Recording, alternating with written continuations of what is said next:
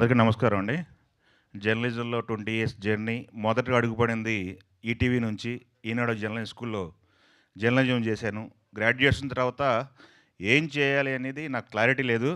But ఏదో ఇంటర్వ్యూలు పడ్డాయి ఈనాడు గ్రూప్‌లో. ఎళ్ళిపోయాను. అక్కడ జర్నలిజం స్కూల్‌లో స్కాలర్‌షిప్ ఇచ్చి మరీ ట్రైనింగ్ ఇవ్వడం జరిగింది.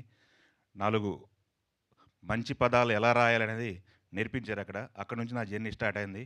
ఈరోజు ఆ సంస్థకు సంబంధించిన కార్యక్రమంలో నన్ను మాట్లాడమంటం కొంత ప్రివిలేజ్‌లాగా అనిపిస్తుంది. ఇక్కడ అన్న ప్రతి ఒక్కళ్ళు కూడా సెల్ఫ్ మేడ్ స్టార్స్ అనొచ్చు. అందరితో పాటు కలిపి.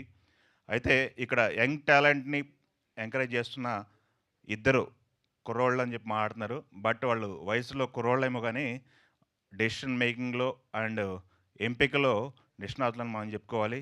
ఇలానే ఈటీవీ వన్ ఇది మూడో సంవత్సరం సెలబ్రేషన్ చేసుకుంటున్నారనుకుంటున్నా నాకు తెలిసి. ఇది నిండు నూరేళ్ళు సెలబ్రేషన్స్ ఇలానే చేసుకోవాలని కోరుకుంటున్నా. ఇలానే అవార్డులు రావాలని కోరుకుంటున్నా. Thank you very much.